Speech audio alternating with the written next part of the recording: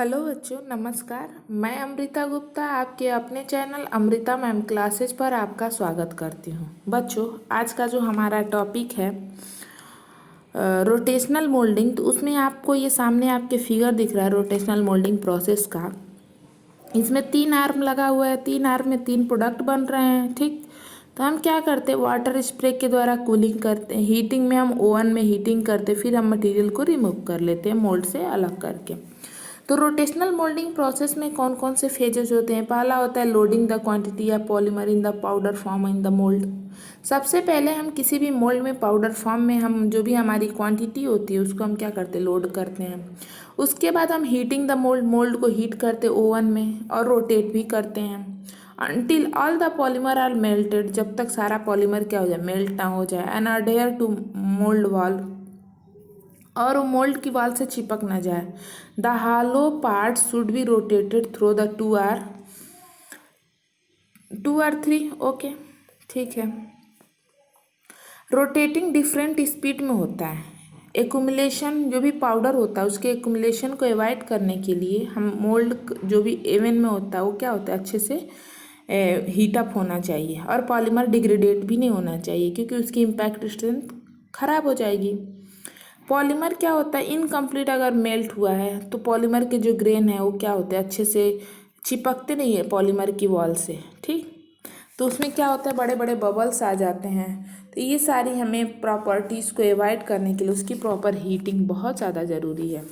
उसके बाद आते हैं, जब हीटिंग हो जाता है, हमारा प्रोडक्ट बन जाता है, तो उसके बाद हम मोल्ड को कूल करते हैं। और वो कूल कैसे करते हैं, वाटर स्प्रे मेथड के द्वारा। This stage of cycle can be quite lengthy. The polymer must be cooled so the solidifies can be handled safety to the operators. This typically takes 10 to minutes.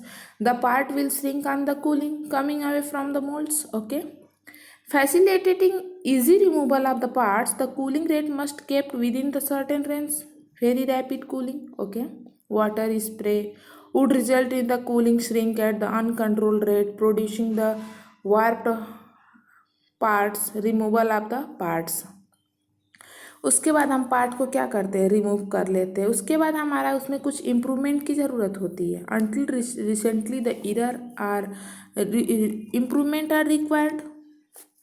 उसके बाद हम क्या करते हैं, सबसे पहले हम मोल्ड रिलीजिंग एजेंट लगा लेते हैं। अगर कोई हमारा गुड मोल्ड एजेंट है तो मटेरियल को अच्छे से रिमूव करने के लिए क्या करता है, अलाउ कर देता है। ठीक, mould release can reduce the cycle time. अगर मोल्ड अच्छे से रिलीज हो जा रहा है तो हमारा क्या है, साइकिल टाइम कम हो जाता है, डिफेक्ट कम आता है, और जो भी हमारा फिनिश प्रोडक्ट होता है काफ़ी अच्छा प्राप्त होता है। इसीलिए हमें मोल्ड रिलीजिंग एजेंट का क्या करना चाहिए, कोटिंग कर देना चाहिए मोल्ड के अंदर।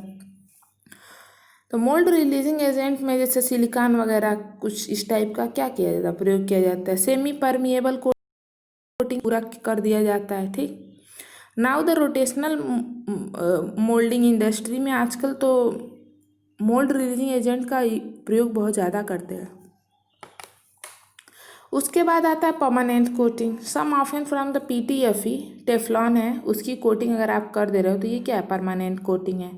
फिर आपको बार बार कोटिंग की ज़रूरत नहीं पड़ती है। उसके बाद कौन कौन से मटेरियल है जिसको हम रोटेशनल मोल्डिंग के द्वारा प्रयोग कर सकते हैं। जैसे 80% मटीरियल हैं जो भी पॉलीइथाइलिन फैमिली के, जिसमें cross linking polyethylene, low density polyethylene, linear low density polyethylene, high density polyethylene and regrind. Other compound are PVC, plastisols, nylon and polypropylene. Okay, order of material most commonly used by the industries: polyethylene, polypropylene, polyvinyl chloride, nylon, polycarbonate.